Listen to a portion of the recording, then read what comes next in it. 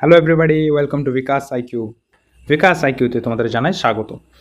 আজ একটা সম্পূর্ণ এক্সাম ওরিয়েন্টেডভাবে ফাজিল থার্ড সেমিস্টারের জন্য নিয়ে চলে এসেছি একটা খুবই গুরুত্বপূর্ণ ইসলামিক হিস্ট্রির ক্লাস, ইসলামী ইতিহাসের গুরুত্বপূর্ণ ক্লাস কিন্তু তোমাদেরকে প্রোভাইড করতে চলেছি। সর্বপ্রথম তোমরা এক ঝলক নোটটা কিন্তু দেখে নাও, কত সুন্দরভাবে তোমাদের সুবিধার্থে পয়েন্ট আকারে গুরুত্বপূর্ণ অংশগুলোকে শুধুমাত্র হাইলাইট করে যে সমস্ত জায়গা থেকে প্রশ্ন হওয়ার প্রবল সম্ভাবনা সেই জায়গাগুলোকে কিন্তু অবজার্ভ করানো হচ্ছে তোমাদেরকে, ঠিক আছে?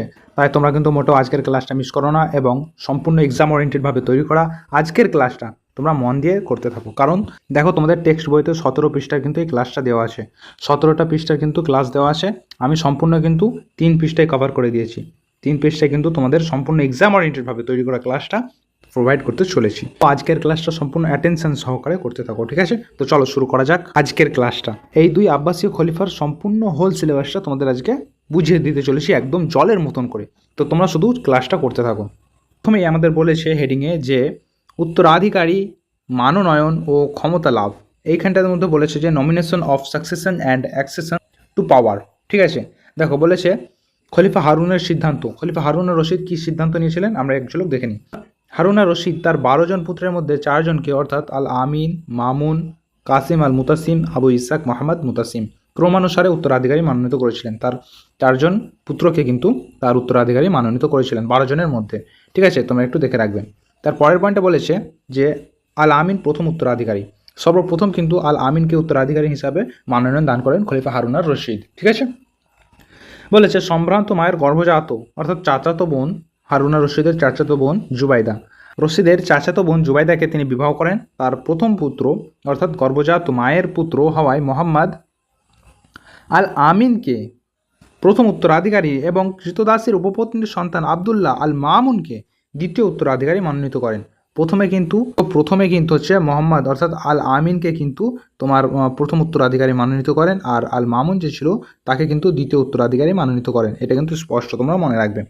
তারপরে বলেছে শর্ত কি দিয়েছে, আল আমিন খলিফা হবেন এবং আল মামুন খোরাসানের শাসনকর্তা থাকবেন। এই চুক্তি মক্কায় কাবা গৃহে সিল করে রাখা হয়, ঠিক আছে? এই চুক্তিটা হয়েছিল 802 খ্রিস্টাব্দে, 802 খ্রিস্টাব্দে, এটা মনে রাখবে। ক্ষমতা লাভে বলেছে যে হারুনা রশিদের মৃত্যুর পর আল আমিন বাগদাদের সিংহাসনে বসেন অর্থাৎ খলিফা হয়ে পড়েন এবং আল মামুন খোরাসানের শাসনকর্তা নিযুক্ত হন। তার পিতা যে কথা বলে গেছিলেন সেই কথা অনুযায়ী কাজ হয়েছে। তার পরবর্তী অংশটা দেখে নাও একবার। বলেছে এখানে তোমাদের আল আমিন ও আল মামুনের গৃহযুদ্ধ, civil war between Al Amin and Al Mamun, ঠিক আছে? এই অংশটা একটু দেখে রাখবে তোমরা। এই অংশের মধ্যে বলেছে সময়কালটা দেখো, সময়কালে বলেছে 809 থেকে 813 খ্রিস্টাব্দ আল আমিনের শাসনকাল গৃহযুদ্ধে অতিবাহিত হয়। আল আমিন কিন্তু 809 অর্থাৎ 5 বছরের মতন রাজত্ব করেছিল, 5 ইয়ার্সের মতন রাজত্ব করেছিল। এই রাজত্বকালেই কিন্তু সম্পূর্ণ রাজত্বকালটাই গৃহযুদ্ধের মধ্যে অতিবাহিত হয়ে যায় অর্থাৎ শেষ হয়ে যায়। তারপরে বলেছে গৃহযুদ্ধের কারণ, খুব খুব গুরুত্বপূর্ণ একটা হাইলাইটেড লাইন তোমাদের তুলে দিয়েছি যে আল আমিন এবং মামুনের কেন গৃহযুদ্ধ হয়েছিল তার প্রধান কারণ কিন্তু তোমরা দেখে নাও। প্রথমেই কিন্তু বলে দিয়েছে চরিত্রগত পার্থক্য এটাও খুব বিশাল ম্যাটার করেছে এইখানে। আল আমিন ছিলেন দুর্বল, প্রথম খলিফা ছিলেন কিন্তু দুর্বল আর আরামপ্রিয় ছিল, অলসও ছিল। আল মামুন ছিলেন শান্ত, বুদ্ধিমান, প্রশাসনিক ক্ষেত্রে অত্যধিক দক্ষ। দেখো এখানে চরিত্রগত পার্থক্য বলতে যিনি আব্বাসীয় খলিফা আমিন কিন্তু আরামপ্রিয়, দুর্বল, অলস এবং বিলাসবহুলে মত্ত ছিলেন। পক্ষান্তরে আল মামুন অর্থাৎ আবদুল্লাহ কিন্তু অপরপক্ষে শান্ত, বুদ্ধিমান ও প্রশাসনিক ক্ষেত্রে অধিক দক্ষতা অর্জন করেছিলেন এবং সুনামও অর্জন করেছিলেন, ঠিক আছে? আরব ও পারস্য দ্বন্দ্ব, এই পয়েন্টটা বলেছে দেখো। আল আমিন খাঁটি আরবি ছিলেন এবং মামুন পার্সিক মায়ের অর্থাৎ তার মায়ের নাম ছিল মারাজিলের সন্তান হওয়ায় পার্সিকদের সমর্থন লাভ করেন। এই দ্বন্দ্ব আব্বাসীয় সাম্রাজ্যকে আরব ও পারস্য এই দুই শিবিরে অর্থাৎ দুই ভাগে বিভক্ত করে। একটা ছিল পার্সিক আর অপর ছিল আরবীয়। এই দুইটাতে কিন্তু ভাগাভাগ করে দেয়, ঠিক আছে? কোন দ্বন্দ্ব না, পারস্যীয় এক ভাগ হয়ে যায় আর আরবীয় এক ভাগ হয়ে যায়। তারপরের অংশ দেখে নাও, বলেছে ফাজাল বিন রাবির চক্রান্ত। ফাজাল বিন রাবি কিন্তু খুবই ক্রুয়েল প্রকৃতির একজন ব্যক্তি ছিলেন। প্রধানমন্ত্রী ফাজাল বিন রাবি ব্যক্তিগত স্বার্থে আমিনকে পিতার চুক্তি ভঙ্গ করতে প্ররোচিত করেন এবং মামুনকে দেওয়া সৈন্য ও অর্থ বাগদাদে ফিরিয়ে আনেন কৌশল করে কিন্তু ফজল বিন রাবি তার স্বার্থ সাধিত করতে তিনি প্ররোচিত করেন আমিনকে এবং তিনি মামুনের বিরুদ্ধে তাকে উস্কে দেন। তারপরে বলেছে আমিনের কুশাসন ও অমিত ব্যয়িতা।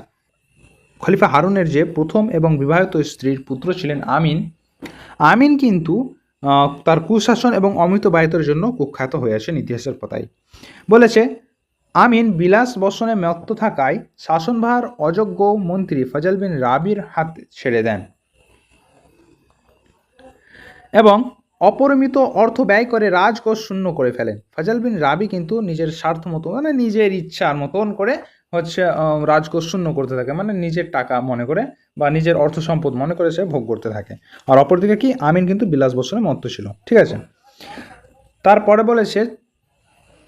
তারপরের অংশ বলেছে চুক্তিপত্রের শর্তভঙ্গ। যে চুক্তিপত্রের শর্তভঙ্গটা একটু দেখো, খুবই ইম্পর্টেন্ট এবং গুরুত্বপূর্ণ। আমিন ফজল বিন রাবির পরামর্শে কাবা গৃহে রক্ষিত পিতৃ চুক্তি ভঙ্গ করে নিজের শিশু পুত্রদের উত্তরাধিকারী মনোনীত করেন 810 খ্রিস্টাব্দে। 810 খ্রিস্টাব্দে তিনি কিন্তু তাদের নিয়োগ করেন। তিনি কিন্তু এই চুক্তিটা ভঙ্গ করেন এবং তার পুত্রকে উত্তরাধিকারী হিসাবে ঘোষণা করে দেন। এবার যে মূল ঘটনা সেটা একটু দেখে নাও। মূল ঘটনাতে কি বলেছে? মূল ঘটনাতে বলেছে যে 811 খ্রিস্টাব্দে রাই নামক স্থানে মামুনের সেনাপতি তাহের বিন হুসাইন, খুব গুরুত্বপূর্ণ, মামুনের সেনাপতির নাম কি ছিল না তাহের বিন হুসাইন, আর আল আমিনের সেনাপতি আলী ইবনে ঈসা, আর হচ্ছে যে আমিনের সেনাপতির নামটাও জানবে যে আলী ইবনে ঈসা, তাকে পরাজিত করেন কে? তাহের বিন হুসাইন পরাজিত করেন। অর্থাৎ তাহের বিন হুসাইন আলী ইবনে ঈসাকে পরাজিত করেন এবং নিহত করে তাকে পরাজিত করেন। তারপরে বলেছে তার পরের পয়েন্টে বলেছে মামুন খলিফা উপাধি গ্রহণ করেন এবং তার সেনাপতিরা আল আমিনকে বাগদাদ অবরোধ করেন।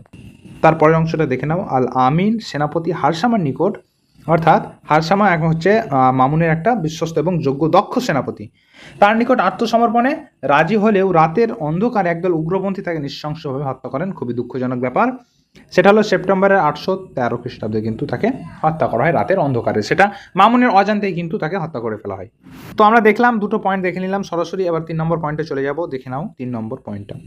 3 নম্বর পয়েন্টে বলা হয়েছে যে গৃহযুদ্ধের ফল, অর্থাৎ the result of civil war, গৃহযুদ্ধের ফল। আমিন এবং মামুনের মধ্যে যে গৃহযুদ্ধ হলো তার মধ্যে যে ফল হলো বা যে ফল সাধারণ মানুষ বা আব্বাসীয় সাম্রাজ্য বা আব্বাসীয় বংশ ফল গ্রহণ করলো, সে ফলটা একবার দেখে নি। দেখো, আরব জাতীয়তাবাদের মৃত্যু, অর্থাৎ আরবরা আব্বাসীয় খেলাফতকে তাদের পূর্বের প্রাধান্য হারায় এবং পার্সিক চিন্তাধারার অনুপ্রবেশ ঘটে ধীরে ধীরে।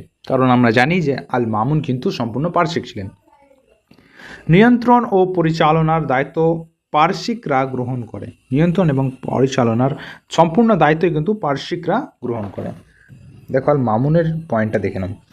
আল মামুনের কি বলেছে না, 4 নম্বর পয়েন্টে আমরা দেখতে পাচ্ছি তিনি কিন্তু শাসনভার গ্রহণ করেন কত খ্রিস্টাব্দে না 813 খ্রিস্টাব্দে মামুন খেলাফতের দায়িত্ব গ্রহণ করেন। তিনি প্রথম 6 বছর অর্থাৎ 813 থেকে 819 এই সন্ধিকালটা বা এই সময়কালটা তোমরা মনে রাখবে যে 813 থেকে 819 খ্রিস্টাব্দ পর্যন্ত প্রধানমন্ত্রী ফজল বিন সাহালের উপর শাসনভার ন্যস্ত করে খোরাসানের রাজধানী মারভকে দার্শনিক আলোচনায় আত্মনিয়োগ করেন।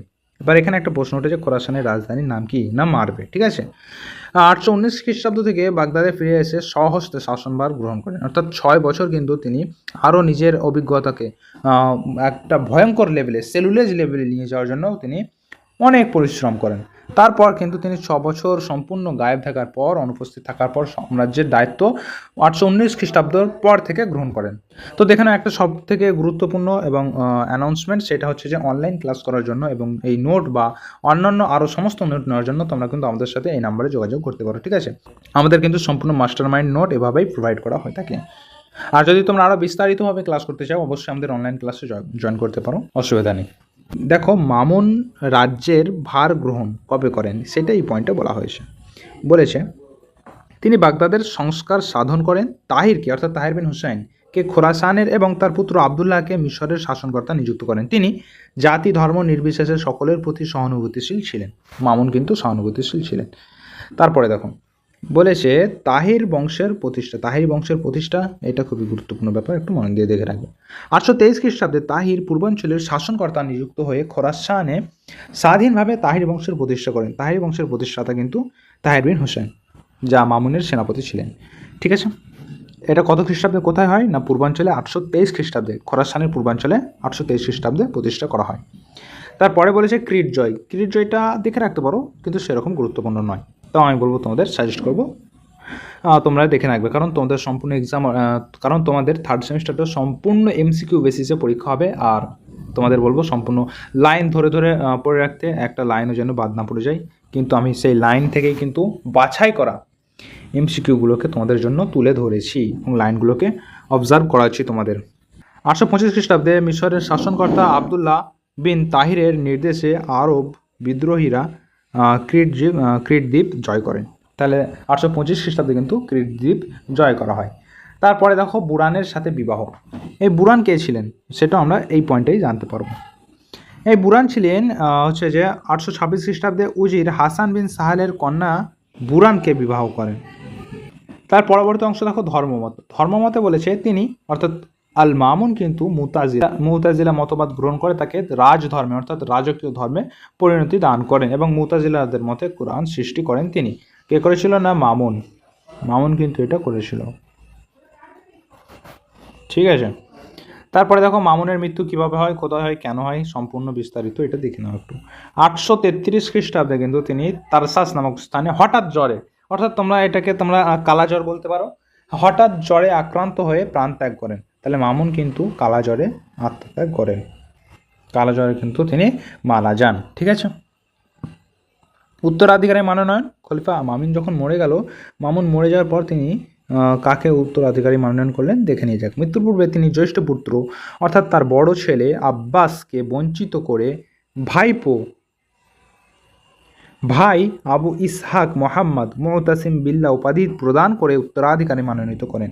তার বড় পুত্র অর্থাৎ মামুনের বড় ছেলে আব্বাস ছিল, কিন্তু তিনি আব্বাসকে খেলাফতের দায়িত্ব প্রদান করেনি, কারণ তিনি বিজ্ঞ মানুষ ছিলেন, বিজ্ঞ ব্যক্তি, তার বিজ্ঞ চয়েস ছিল।